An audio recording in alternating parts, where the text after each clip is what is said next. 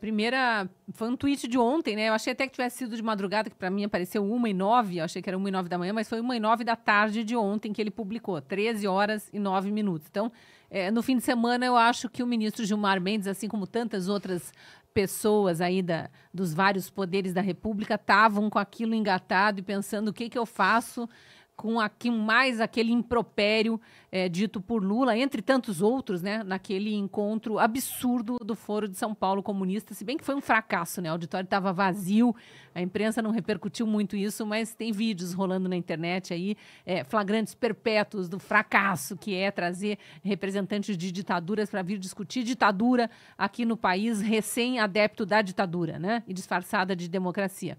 Mas vamos lá, Gilmar Mendes coloca 5 tweets aqui em sequência, como ele não tem o selinho azul, né, não quis pagar para o Elon Musk para poder escrever mais, ele escreve pouquinho e vai fazendo comentários em sequência. Então vamos lá, tá aí, ó, para quem não viu, tá na tela. O conceito de democracia não é relativo. Após a superação dos regimes totalitários do século XX, a democracia não pode seriamente ser concebida como uma fórmula vazia, apta a aceitar qualquer conteúdo. Aí vai para a segunda parte. Não é democrático um regime político em que, por exemplo, o chefe do executivo vale-se do poder militar para subjugar Congresso e Judiciário e para garantir a eliminação física dos cidadãos que ousem denunciar abusos ditatoriais. Aqui ele está se referindo à Venezuela.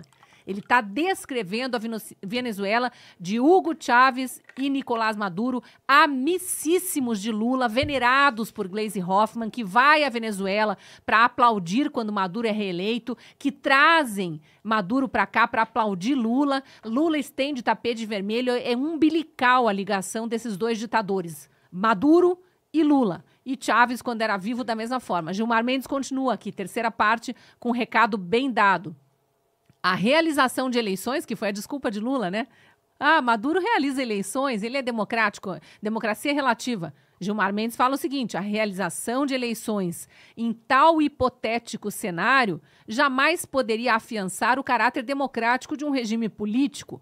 Aos eleitores não cumpre escolher entre governo e oposição, mas apenas referendar a vontade do ditador de plantão. É o que aconteceu na Nicarágua, onde outro amigo de Lula, Daniel Ortega, na última eleição, né, tá se perpetuando no poder, mas na última, ele simplesmente mandou prender todos os adversários. É como se Bolsonaro fosse um ditador, né, como eles diziam, e mandasse prender Lula, Ciro Gomes, Simone Tebet, Soraya Tronic, todos que se candidataram à presidência, para a cadeia. Aí tem eleições, né, na democracia relativa de Lula. Só que não, né? E o Gilmar Mendes continua lá.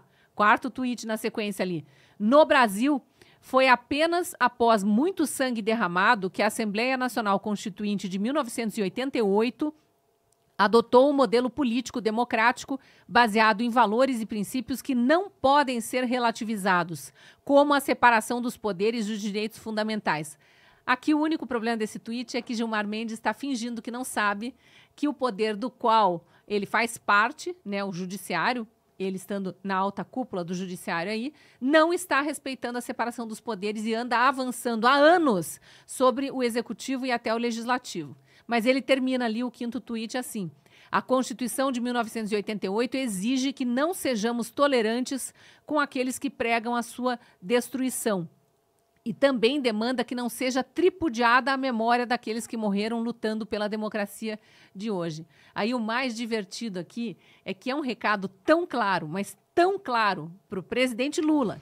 E vamos lembrar, presidente Lula eleito com o apoio de majoritariamente todo o STF ali, porque teve toda aquela manobra para tirar Lula da cadeia, para julgar suspeito o então juiz da Lava Jato, que investigou todos os crimes cometidos pelo PT de Lula, pelo PT de Dilma, por todos aqueles tesoureiros de campanha, marqueteiros de campanha, diretores da Petrobras, indicados por Lula e Dilma, diretores do Banco do Brasil, de outras estatais, Caixa Econômica, desvios de dinheiro de fundos de pensão, de idosos, velhinhos, aposentados, que trabalharam a vida inteira e não puderam usufruir de sua aposentadoria integral por conta de saques feitos nos cofres públicos por políticos demagogos, corruptos e lavadores de dinheiro. Então, esse poder do qual Gilmar Mendes faz parte tanto o STF quanto o próprio TSE, que ele não estava nessa composição atual, mas já esteve, já presidiu, inclusive em outras eleições,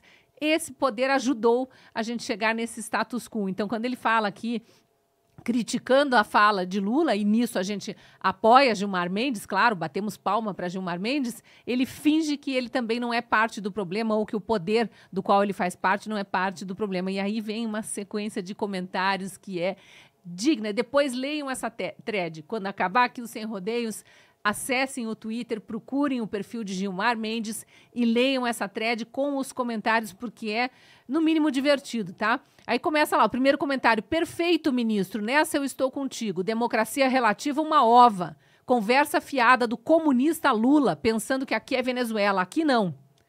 Aí, na sequência, ele está jogando para a torcida. Ele e o Gilmar Mendes, né? Ele está jogando para a torcida. Se pensasse assim de verdade, não se calaria diante do que fizeram com o Bolsonaro. E aí segue, tem alguns aqui que eu queria ouvir o Serrão e o Marco, porque eu acho que fizeram análises bem apropriadas e eles estão falando do que vai acontecer na sequência. Olha lá, Maria Cecília Moda fala o seguinte: e segue o jogo, início do segundo tempo, primeiro tempo concluído com sucesso. O técnico já sinaliza substituição. Esquema do jogo à mostra. Terceira via no aquecimento. E aí, o Marco já está ali rindo, né?